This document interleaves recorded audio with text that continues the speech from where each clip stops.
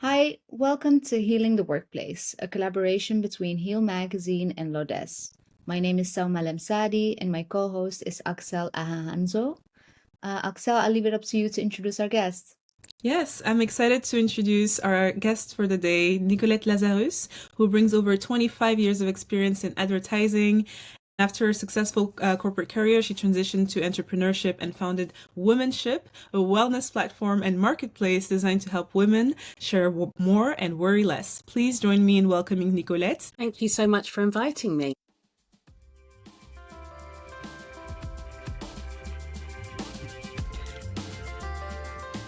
Nicolette, you're known for speaking up about issues that often go unspoken. What led you to start Womenship? I am a fan of connections, not just the connections that we have through networking, but also the connections in our life that bring us to where we are now. So I guess there are a few important key life stages for me that brought me to form Womanship. The first one is growing up, being the only family of colour in quite a white area. And that obviously formed me in terms of resilience, but also being very outward facing in terms of how I approached life. That led to me, I guess, having a bit of a crisis of confidence in my mid-30s, really not knowing who I was as a person, feeling very empty and hollow on the inside. And this is before wellness was a thing. So I went traveling on my own for 9 months.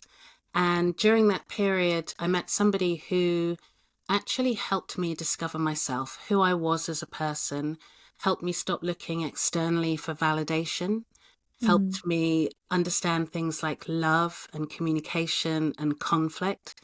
And that really was the start of me getting to know myself and who I was. And that was a really key transition just in terms of how I then connected with people and how people connected with me. And it really was a beautiful changing point in my life. And in terms of starting Womanship, I'd had a great corporate career. I remember during lockdown, sitting with my partner and discussing a lot of the things that actually create us as women. And it's the first time I think I'd spoken to a man about things that women generally just know and feel about each other and our circumstances. And he said something to me that I couldn't get out of my head.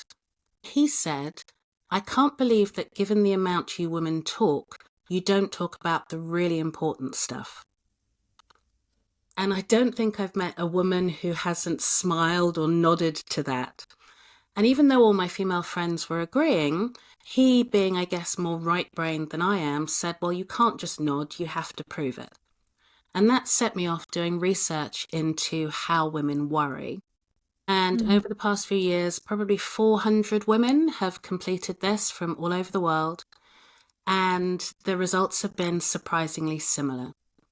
So Amazing. that's the Yeah. foundation of everything. Yeah, I'm curious, what are the biggest concerns that women have that you found in the research? So, first of all, women are natural born worriers. I think over 70% had a worry or problem that stayed on their mind, and over 40% in the last week, and over 40% in the last 24 hours. The list of things that we're worrying about, if you take out, I guess, world conflict, falls into the same buckets.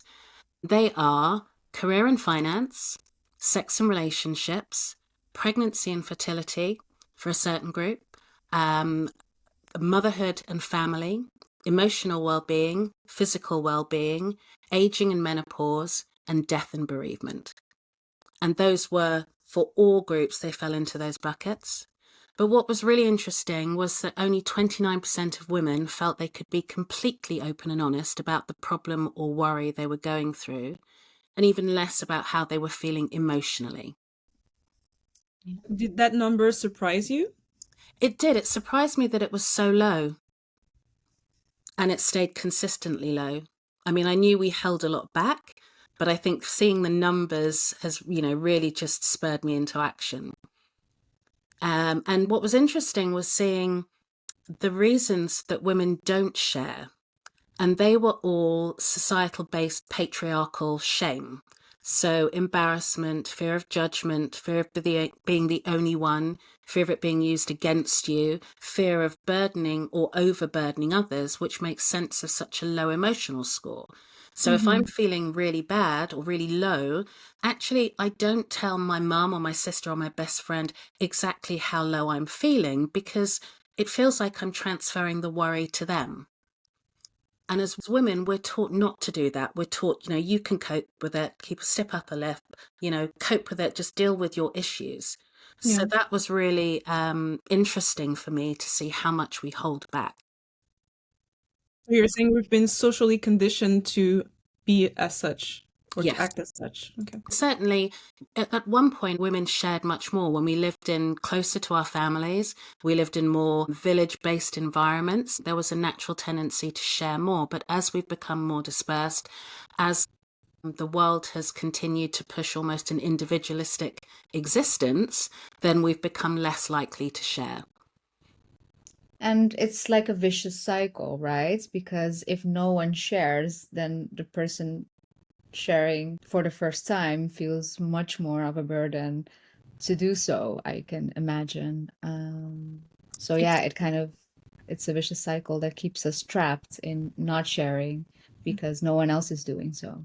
It's like when you're in the audience and you want to ask a question and you feel like your question is going to be dumb and you raise your Yeah. hand and then all the hands go up and like, yeah, I also feel the same. And it shows the power in like creating a ripple effect by being brave enough to speak about these topics. I mean, when you think about movements like, the Me Too movement, a few brave women raised their hands. And then the rest of the world was like, hang on a sec, I knew there was something wrong, but actually it's not in my head. It's happening to so many other women. And we're fighting for equity as women. But the key thing for me, they're great things that are being done in corporations. But actually, if we're not talking about the things that make us women and bind us together, how can they ever be a success? Because we're not actually being open about the things that make us women and the struggles that we go through. So I'm hearing like not just talking about the problem, but also naming it. Definitely. Naming it. And then I think, Selma, you were saying in terms of other people supporting, often as women, we think we're going through things alone. And actually, what we need is just the validation of one other person saying, I've been there, I've felt that, I've gone through that, to make us feel as if we're not going crazy. That makes a lot of sense. I think we often talk about work and life as if they're separate. But you mentioned that womanship's research shown that they're kind of deeply connected. Why do you think so many workplaces still expect women to kind of leave it at the door? I think a lot of what we do, we put into neat little baskets. For example, when I think about online groups, there's a motherhood group and there's a menopause group, and life is treated very separately. When you go to the doctor, they'll ask you questions about a certain thing. In your 10 minutes, you often won't connect what the real cause is because they're only treating the things they hear about. So I think workplaces are very similar in terms of disconnecting us from who we are as individuals, so that when we turn up as an employee rather than a person. Yeah. And I think that's one of the key issues. When we turn up at work, we turn up as a whole person with all our issues, with all our health concerns. And yes, we are there to work, but actually when workplaces start to understand who we are as individuals, they get the best out of us. I can relate very much from my own experience that the workplaces where I've worked, where I could be more myself, is where I could flourish more, where, yeah, my performance was way better, and vice versa, like in places where I didn't feel seen or didn't feel like I could show up as my true self. And there was a lot of masking, which takes away so much energy from awesome things you can be creating, you know? And it's important that we turn up as ourselves, especially for women. In some ways, we're viewed as being little men and just being expected to turn up from that perspective. And yet our hormone cycles affect our bodies every single month while we're menstruating, and then hormones affect us after that. And those have significant issues on our work performance as well. I mean, research is Yeah. now showing that we are more creative in certain weeks. We should be resting more in certain weeks. So how can you detach what's physically happening in our bodies and the fact that our hormones affect our brains from who we are when we turn up at work? Mm-hmm. And then there are issues like when women turn up at work, we are the caregivers often in relationships. And it's very difficult to say that, you know, that the women I know go to work who have children, go to work, switch off at 5:30, look after their children, are back online, you know, 8:30, 9, 10 o'clock, finishing the work they have to do to make sure they are excelling at what they do and almost overcompensating. But very little care and consideration is given to the role that women have as mothers. And Do you feel like that is also the cause for burnout? it's a huge cause for burnout in terms of the additional responsibilities that women have to carry. You know, we do so much more unpaid labor than men in terms of in the household, in terms of looking after children, and that creates extra stress for us. Mm-hmm. When you look at what we are calling the burnout epidemic and what research says about who is most burned out is oftentimes women, but also younger folk in the workplace, marginalized groups in the workplace. How would you define burnout based on what you have worked on at Womanship? So we ran a series of events that is the A to Z of things women don't talk about, and our B was for burnout. And we Mm-hmm. have a range of different professionals. So we had psychologists on the panel, etc., each giving different perspectives of how to deal with burnout and what it was. And one of the definitions was a psychological syndrome characterized by emotional exhaustion, depersonalization, and a reduced sense of professional efficacy. And I think that's by Christina Maslach. So, you know, in reality, it's, I guess, when the body follows the mind and emotions in terms of exhaustion and gives up in terms of how it functions. So there's a lot of misconception about burnout and what it is, like how it shows up. And we're often told to self-care our way out of burnout, to yoga our way out of burnout, but it's not that simple, right? So what actually need to change in workplace culture to prevent burnout for women in particular or marginalized groups as well? Self-care is essential, but it's the lack of self-care that leads to burnout in the first place. So I always find it interesting that that's given as the solution. Self is the key in all of this. So it's so important that we have a knowledge of self in order to be able to set our boundaries and know when something is not feeling right in our minds and bodies. And that's not a substitute for the safe teams we need and humane workloads, leaders who listen. But I think that starting with self is really important. And we've been taught to look externally so much that we forget what our self needs are, which can help lead to burnout. Mm-hmm. What we need is structural care in the workplace. And for me, that means that we can set boundaries without feeling that we are overstepping the mark, because there's this feeling that we have to keep going, we have to keep proving ourselves. And actually, we need to be able to set realistic boundaries, because what tends to happen is work just gets piled on and piled on and piled on until we say no. So you're describing two of the triggers here of like what actually causes burnout, notably workload and perceived lack of control. You can set your boundaries, but if the culture or the BAU, the business as usual, requires that you work more, that you do more, oftentimes people feel tied to those demands and cannot do otherwise. Another thing that also triggers burnout is how people perceive that they're rewarded, they're recognized for their work, appreciated for their work, and the community also within which they operate. If they feel isolated from that community, from the leadership providing the support. You can be working in an environment where, for instance, maybe there is no inclusion or there's no psychological safety. So on top of the workload, this adds to how people feel. So still in the topic of this misconception that, people have to self-care their way out of burnout, I found this interesting statistic from the Future Forum in 2022. They did this research on, I think, 10,000 people working in the US, Australia, France, Germany, Japan, and the UK, and found that 42% of the workforce feels burnt out. How does that number resonate with you? It doesn't surprise me. Although burnout is a huge issue, that people are also very resilient at working when they are very close to burnout, continuing to push through because they need the employment or are afraid that it stigmatizes them to say that they have burnt out. Okay. So when we're speaking of that fear and that resilience, and again, it brings me back to this idea of community as a way of healing. So how can women and marginalized groups create real community at work instead of just surviving in silence? So I think when you look at women, for example, hormones are one of the biggest things that bind us together as women.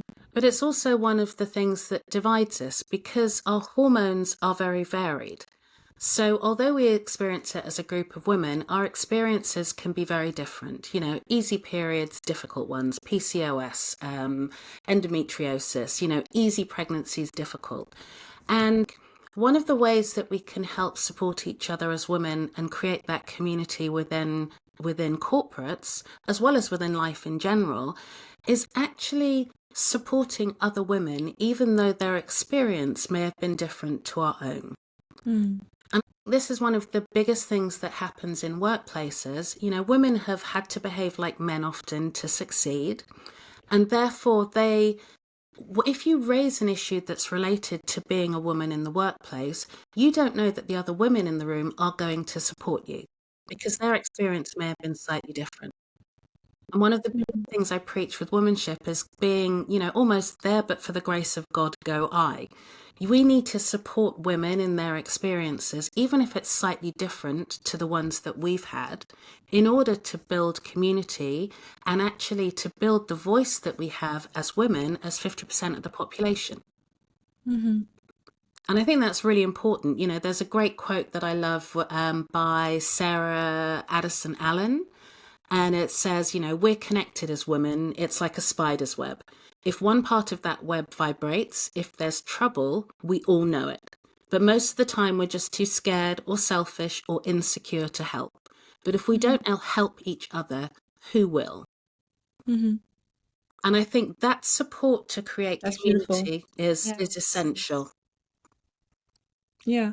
And expanding on the topic of labor, if we zoom into the gender group women and how we're socially conditioned, when we think of labor doesn't just stop at work, right? There's labor when you're back in the household and all the extra workload that women are already carrying, amplifying this experience of burnout or being more prone to burnout, which emphasizes even more the need for us to care for each other.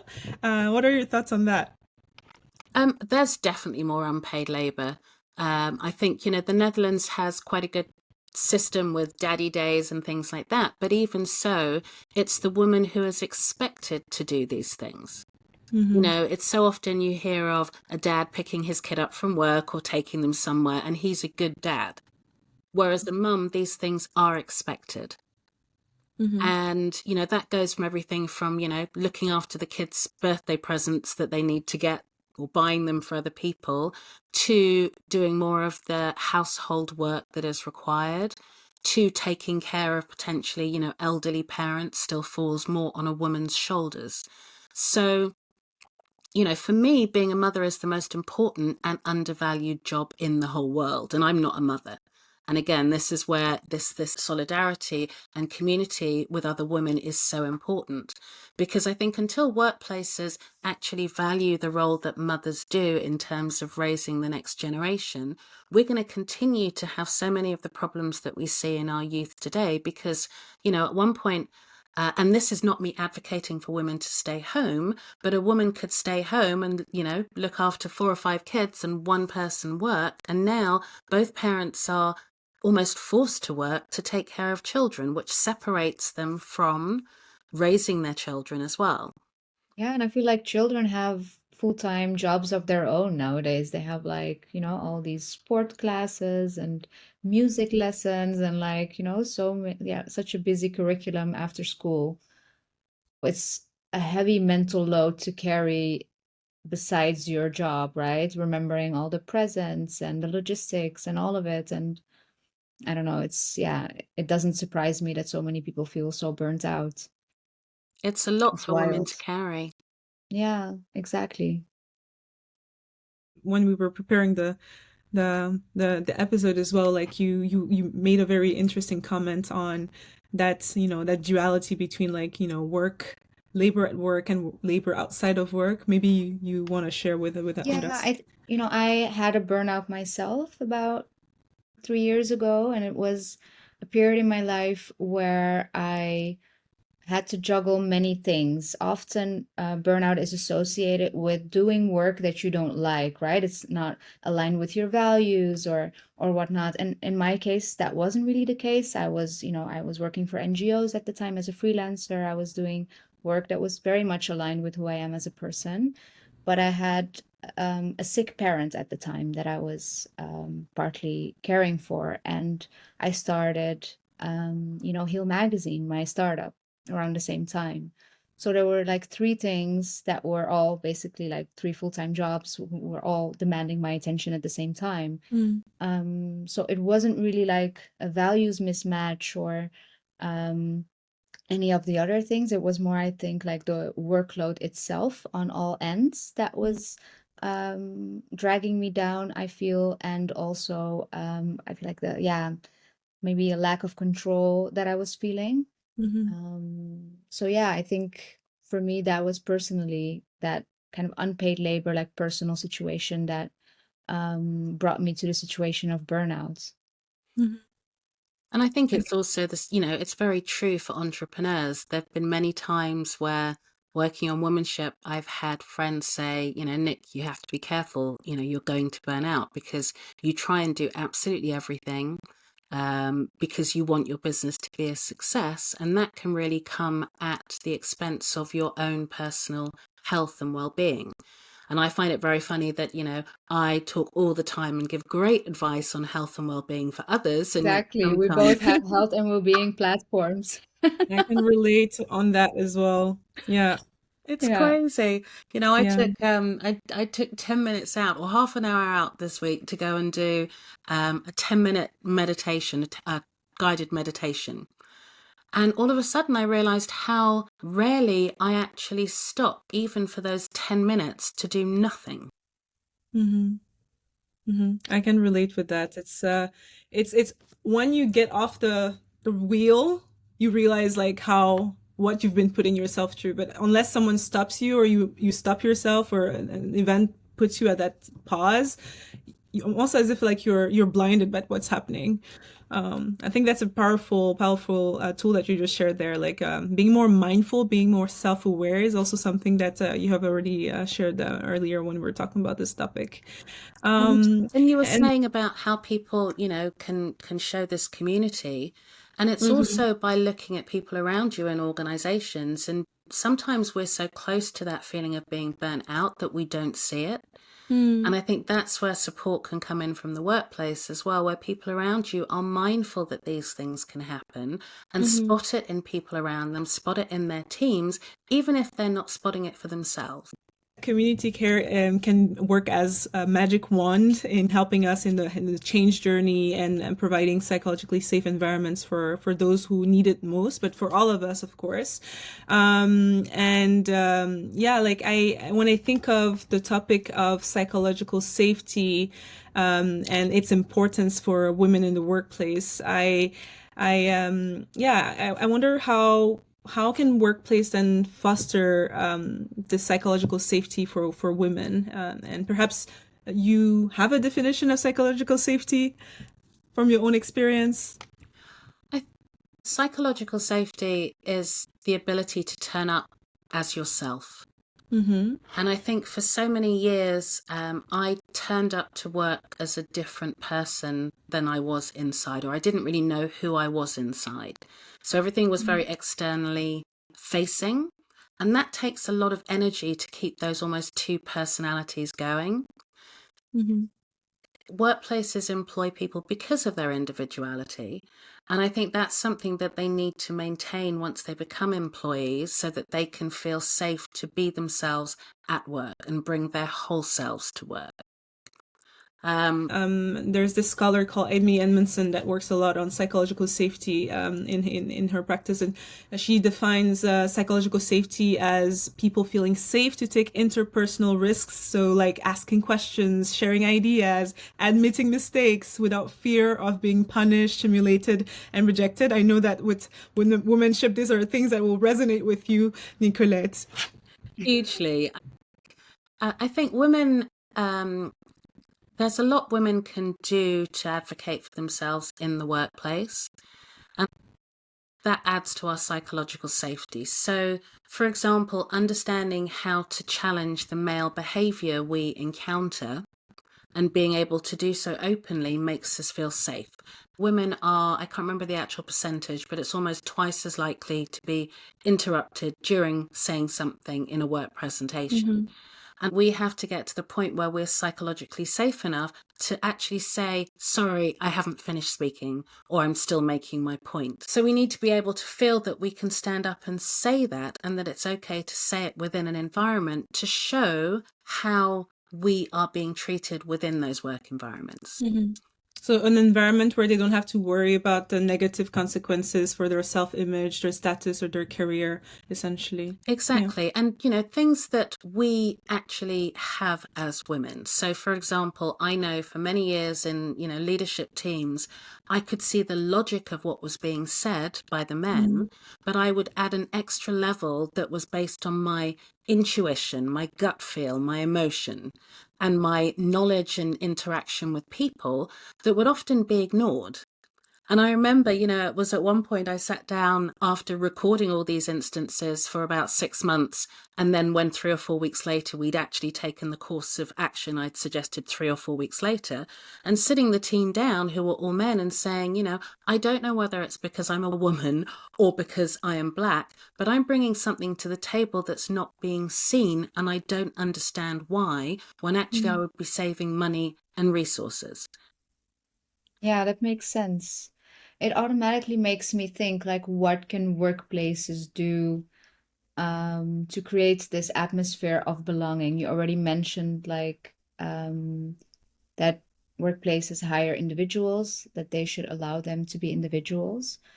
But how can a workplace make sure that it's a safe environment for women to be able to say, hey, I'm speaking, or I wasn't finished? One of the big things that organizations could do is actually coach the men. And this isn't done often enough. So much of the emphasis is put onto what we need to do as women. But when you think often there are more men than women in the environment, it's strange that the pressure is put on us to change and understand the male behavior rather than the other way around. We act differently. We often take longer to get to a point or make our point as men. We're more less direct. Men can have coaching on how to let women feel heard, to give them the same time, to give them the same voice. And it's so true. So I agree with what you're saying, that we should empower them with tools to show up better as allies for other genders in the workplace. But some might feel like that's also giving more labor to women who are already trying to navigate and make it in the workplace. In terms of putting the coaching towards the men or the training towards the men? Yeah, so in sense of the men relying on the coaching from women rather than also taking a proactive step to becoming better allies for women in the workplace. It's an interesting thing when you say becoming better allies, because, you know, that's work for them to do. You know, they don't have an advantage in terms of changing the status quo. unless I think often they are forced to do so. They haven't done for however many 100 years. So if that's not a natural step they're going to take to educate themselves, then I think having the education there for them and making it mandatory for us to understand, how body language and interpersonal actions play and how women have different things on their minds, it's something that we should be making men aware of. There aren't many women in my life that don't have a very good understanding of what the male experience looks like. I think we can all, basically fill in the blanks at any given time. But the other way around, there are so many men around me that are still very much surprised when I say or when I explain my experience as a woman in certain situations. I think the training, mandatory training from like the corporation's perspective, to be like, hey, um, you have female colleagues, you have a lot of different perspectives around you, and this is a mandatory training to be able to work together in a good way. I think that would make so much of a difference. Women have a natural ability to solve things when we come together. I know in workplaces we can often be told that we are competitive and we don't help each other, but we come from a place of joint understanding. So, for example, any woman knows what it's like to have an extra layer to carry that a man doesn't have. So, for example, how we present ourselves, how we talk, how we dress, how much makeup we wear, whether we put ourselves in safe or unsafe environments. So we're carrying a mantle that men have never had to think about. Yeah. And that's why it's good that, showing them these are things that really, and that's privilege. The privilege is for men that they've never had to think about the experiences we go through as women or women of colour or people of colour because the status quo is with them. Yeah, and to their defense, I was going to comment on the fact that that would be looking at it from a very binary, just non-intersectional perspective, because I'm sure Black men and or queer men will have maybe a slightly different experience than the most privileged men in the room. And that brings me also to the topic of intersectionality. You're just mentioning it, so I'll let you expand also on the experience of a Black woman or woman of color in that frame. I came from a background where I was used to being the only person of colour in a room, in the building. So for me, it was interesting that I managed to get through it. I was going to say thrived, but I don't know whether I thrived emotionally, but I thrived from a work perspective. And it's really interesting. I ran part of the ++1 program, first program, which was about getting people from underrepresented backgrounds into the creative industries. And what was really interesting is hearing them feel about, entering the white space. And then on the other hand, hearing a lot of companies talking about either recruiting people of colour or recruiting women and saying, all they need to do is increase the number that they recruit without actually thinking about the environment that they would come into. And whether or not that was welcoming to them. So one of the reasons, women of colour experience more burnout is because they're also dealing with the prejudice that they experience within the workplace. And you think about, for example, I worked with Codam, setting up Codam, which is a coding college. And women can code just as well as men. But what happens is once they enter the workplace, it's such a male environment, many end up leaving and going into roles such as HR rather than coding because of the bro environment that they enter. I was going to share something about psychological safety when they speak of psychological safety in the context of DEI or inclusion, that psychological safety is the soil for the inclusion tree. So if you don't have psychological safety, if I cannot show up as my full self and I can make mistakes and speak with my accent or code switch and all these different things, I'm not going to feel included. You can bring as many people that look like me, but if we don't have that safety to expand, it will be difficult to achieve that belonging and community we're trying to get to. And turning up as your true self. I didn't wear my hair as afro, for example, until I was 54. Oh, wow. And that was had huge impact on how I'd lived my life previously, because I didn't think my natural hair was something I could turn up to a corporate environment with. I didn't even think I could turn up with braids. In fact, I couldn't turn up with braids 25 years ago and feel accepted. And these are the things that we have to think about in terms of how much are we expecting people to change to feel like they fit in. And that's pressure and an extra load that people carry that leads to stress and burnout. Definitely. Are there any ways that both men and women can step up for each other? I'm thinking, how can we create allyship between the different marginalized groups within big companies and corporations, for example? Do you have any thoughts on that? I think allyship is incredibly important, and whether that's between gender or race, one of the most important things is really taking the time to listen to other people's stories and understanding the background of where they've come from and why they may feel stressed or isolated within environments. So storytelling is hugely important, because if we don't tell our stories, you don't learn. We've always learnt from stories. And I think that's a really important part of allyship. I think I heard of a lot of companies when the Black Lives Matter um, came about. And I heard of companies having sharing sessions where people talked about their experience as a person of color or as a woman, to say, these are the things that you don't see that I carry every day. Those things are really important in terms of building allyship, and allies actually supporting, for example, incorrect behavior in relation to women. It's really important that the allies jump in when they see or hear something that they feel is uncomfortable. Yeah. It's about knowing when to take space and or make space. Couldn't have put it better. That's perfect. It really, really is important. And, respecting the differences that add to our real life, whether that's, religious cultures that need to be taken into account, or whether it's the fact that somebody has a caregiving role, or whether that's somebody going through, anything from menstruation to grief. It's about understanding the impact on that person's life and not applying it to our own, and not saying, if that were me, this is how I would act, but actually looking at it from the other person's perspective and understanding their journey. Because all our journeys are, yes, they're very combined in lots of the things we go through, but they're also all very individual. And, real allyship, I think, is uncomfortable. It's like, what privileges am I willing to leverage?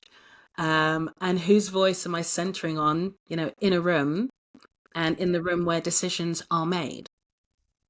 Yeah, many women often feel like they have to kind of shrink themselves to fit into work.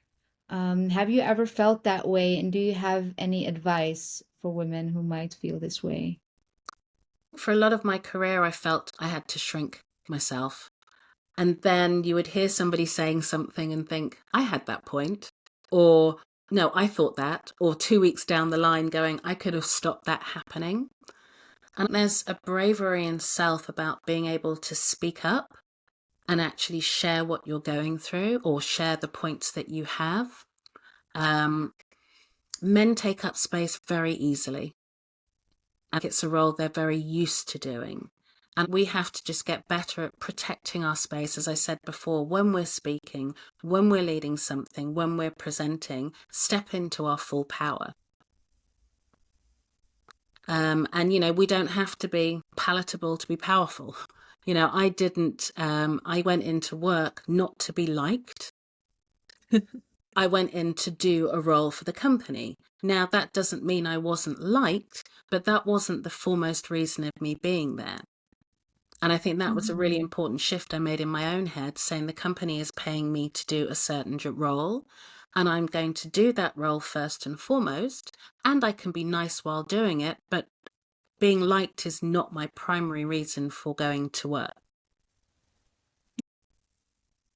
Can you think of small but like powerful ways that women can reclaim their voice and power in the workplace? One of the important things that we overlook as women is the power of actually asking for help. We are seen as being incompetent if we ask for help. And in fact, research has shown that people who ask for help are more likely to get promoted.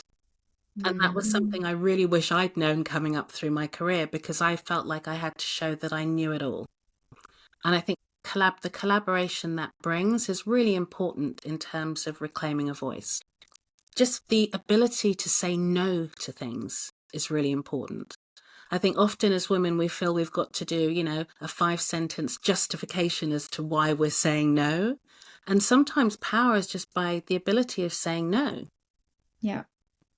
And also name the contributions that you're making without shrinking away from them. That's something that as women, we find very difficult to do. Men are very much, oh, I did this, and claiming their successes. Women find that much harder to do. And this is, again, where community that can come in. So if we see another woman who has achieved something or has made a great contribution, we can also help by calling that out for her, because she's more unlikely to do it for herself. Being an amplifier for that woman. So being an ally as well for her. Be a complete ally. And I think, coming together as women is so powerful. We're 51% of the population. And I think just knowing that we have each other's backs, knowing we're there to support each other, is a huge step forward in terms of how we can make a change. Yeah, that's very good advice. I feel like often when I didn't have the courage to speak up about something or, kind of show and tell a project of mine, I always valued it when another colleague, kind of made a remark or something. So those kind of allies are amazing to have around and to be for other colleagues as well. If our listeners can take away one message from this conversation, what would you like it to be? So one of my favorite quotes is Ryanosuke Satori, and he said, "Individually, we are one drop. Together, we are an ocean." Ooh.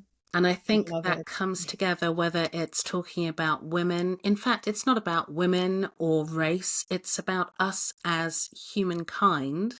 We are so much stronger when we come together in support of each other, and we can achieve such great things. And that for me is a key message in terms of everything I'm trying to achieve. That was so powerful, Nicolette. Thank you so much for joining us today. I am left richer with this conversation, and I'm sure our listeners will feel the same. Thank you. Thank you so much for this conversation. It's been, really enriching. Thank you.